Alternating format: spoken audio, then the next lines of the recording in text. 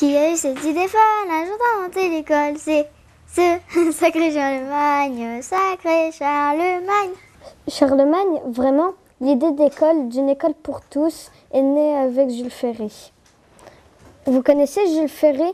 Les hommes de 1789 ont anéanti les privilèges de la naissance et de la propriété. À nous de faire disparaître la plus redoutable des inégalités, l'inégalité d'éducation. Voici ce qu'en dit le petit Robert.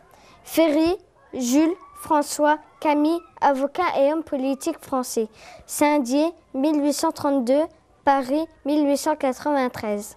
Député républicain au corps législatif, en 1869, il fut nommé préfet de la Seine, puis maire de Paris, après la déchéance de l'empereur le 4 septembre 1870.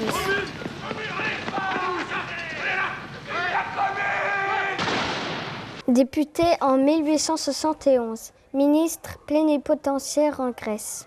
En 1872 et 1873, ce positiviste et anticlérical siégea à l'Assemblée nationale dans l'opposition au régime de MacMahon et, après la démission de ce dernier en janvier 1879, occupa les postes de ministre de l'Instruction publique et des Beaux-Arts, de président du Conseil ou de ministre des Affaires étrangères.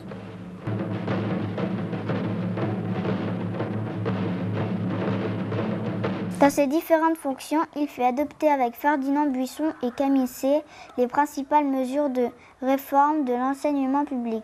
Laïcité, gratuité, caractère obligatoire de l'enseignement primaire. Notre nouveau système d'éducation aura 3 piliers.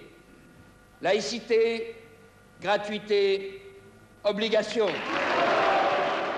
Oui, mais ce n'est pas tout, Océane. Le DICO indique aussi ceci. Jules Ferry contribua à établir des grandes libertés publiques. Liberté de réunion, liberté de la presse, liberté syndicale. La presse est désormais libre. Enfin, il donna un essor considérable à la politique coloniale de la France. L'Indochine est ici. Sa politique coloniale lui attira l'hostilité de l'opposition. Napoléon III nous a donné là. Et après l'incident de Lanxon en mars 1885, qui lui valut le surnom de Ferré-Tonquin, il donna sa démission. Membre du Sénat en 1891, il en devint président en 1893. Je vais vous montrer de très belles images de l'Indochine avec la lanterne magique. Et vous, madame, vous pensez quoi de cette description de Jules Ferry dans le dictionnaire? D'abord, Océane, un mot sur Georges Clémenceau, dont tu viens de parler. Il fut en effet un des farouches adversaires de Jules Ferry. Clémenceau et Ferry, avec Léon Gambetta, Adolphe Thiers, Jean Jaurès, le général Boulanger, Jules Vallès, Victor Hugo, Napoléon III et quelques autres, d'un extrême à l'autre de l'échiquier, étaient les leaders de cette époque politique extrêmement intense et mouvementée. Messieurs, j'ai compris le sens de ce vote. Je vais présenter ma démission à Monsieur le Président de la République. C'est une époque où la République, la Troisième République, était balbutiante et menacée. Les républicains puisent alors beaucoup de leurs références dans les valeurs de la Révolution française. Ferry s'inspire notamment de Condorcet. Dans cette période, 3 grandes personnalités fondent l'ordre républicain. Ferry, Gambetta, Clémenceau. Jules Ferry, aujourd'hui moins connu que les 2 autres, est pourtant celui qui ouvre la voie et porte le cœur des réformes républicaines. Pour revenir à ta question, Océane, je crois que le portrait du petit Robert, très précis et juste, mais forcément incomplet, oublie quelques aspects de l'homme.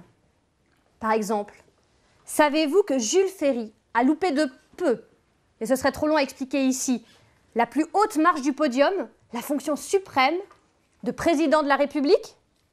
En même temps, il fut aussi un élu local très impliqué dans la vie économique, culturelle et politique de son département. Il a été député de Saint-Dié, conseiller général du petit canton du Tillot, dans les Vosges, président du Conseil général des Vosges. Je vous propose d'écouter le maire de Saint-Dié-des-Vosges et ancien ministre de l'Industrie, qui fut par ailleurs l'un des successeurs de Jules Ferry, à la fonction de député de la circonscription de Saint-Die. Jules Ferry, ce n'était pas seulement l'homme de l'école. La République, c'est la propriété de votre terre, la paix, le calme. Pour vos enfants, fini l'usine des 8 ans. Ils iront à l'école, ils apprendront à lire. Mais c'est aussi, je crois très profondément, un véritable homme d'État, au sens où on l'entend en ce XXIe siècle.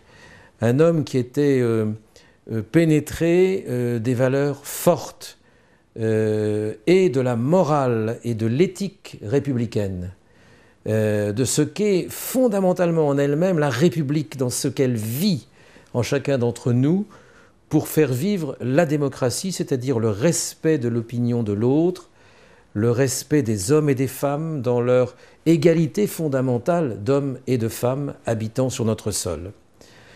Cet homme d'État a été aussi, c'est tout à fait important en cette fin de XIXe siècle, puisqu'il est mort en 1893, a été aussi un homme de la place de la France dans le monde. Alors il l'a fait évidemment avec les critères de l'époque.